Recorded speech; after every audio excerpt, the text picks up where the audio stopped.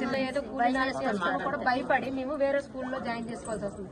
అదే ఊర్లో స్కూల్లో శుభ్రంగా ఉంటుంటే మా పిల్లలు కూడా ఇక్కడ చదివిస్తారు కదా సార్. మేము చదువుకున్న స్కూల్ కూడా ఇవి బాగలేకపోయి మా పిల్లలు కూడా ఇక్కడ చదివించుకుందామని ఈ పెచ్చులు ఎప్పుడు పడిపోయి మేమేమైనా హాస్పిటల్కి తీసుకెళ్లాల్సి వస్తుందేమని భయపడి ఇక్కడ నుండి ఈ స్కూల్ మానిపించి చాలా మందిని తీసుకెళ్లి వేరే స్కూళ్ళలో జాయిన్ చేస్తాం.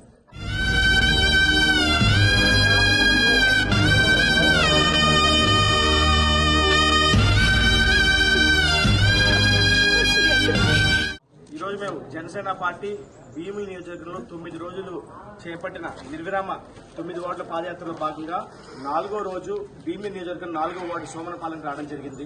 ఇక్కడ మేము వచ్చినప్పుడు ఈ ఊరి మహిళలు మమ్మల్ని అభ్యర్థించింది ఏంటంటే ఒకసారి మా స్కూల్ చూడండి, ప్రభుత్వ పాఠశాలకు మేము వచ్చాం. మరి నాడు నేడు పథకం కింద చాలా బాగా ఉంటుందని చెప్పి అనుకున్నాం. కానీ ఇక్కడ రాగానే మాకు గాంధీ గారి విగ్రహానికి ఒక చిల్లు, ఆ చిల్లును గాంధీ గారి చిల్లును బట్టలు కట్టుకున్నారు కానీ గాంధీ విగ్రహానికి చిల్లు ఉంటే ఎక్కడ చూడలేదండి. ఇక్కడ గాంధీ గారి విగ్రహానికే చిల్లు ఉంది.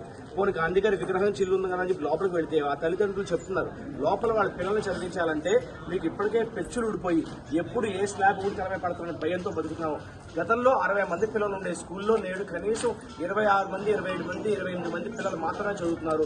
మాకు భయపడి ఈ ప్రభుత్వ పాఠశాల ఉన్నప్పటికీ కూడా బయట ఫీజులు కట్టించుకుని బయట చదివించుకోమని చెప్పి అంటున్నారు. మరి ఈ రోజు ఈ 5 సంవత్సరాల్లో జగన్మోహన్ రెడ్డి గారు కానివ్వండి, అవంతి గారు కానివ్వండి, ఎందుకు ఈ ప్రాంతం ఈ స్కూల్ కి మీరు నాడు నేడు నిధులు అని చెప్పి అంటున్నారు, ఎందుకు కేటాయించలేదు? మరి ఇక్కడ ఉన్న పిల్లలకి ఏదైనా జరిగితే హాని జరిగితే ఎవరు సమాధానం చెప్తారు? ఇప్పుడు రాబోయే రోజుల్లో మీరు మనకి ఎలక్షన్ షెడ్యూల్ రిలీజ్ అవ్వాల, మీరు ఇప్పుడైనా సరే ఫండ్స్ రిలీజ్ చేసే హక్కు మీకు ఉంది. కాబట్టి దయచేసి ఈ సోమనపాలెం స్కూల్ ని మీరు నాడు నేడు పథకం కింద తీసుకుంటారా, లేదు మీ వ్యక్తిగతంగా తీసుకుంటారా? ఎలా తీసుకున్నా కూడా ఈ వైసీపీ ప్రభుత్వం దిగిపోయేలోపు కనీసం ఈ నాడు నేడు అని చెప్పి మీరు ఏదైతే గొప్పలు చెప్పుకుంటారో కనీసం ఆ గొప్పలు సగమైన ఇక్కడ వాస్తవంలో లేదు ఇక్కడ.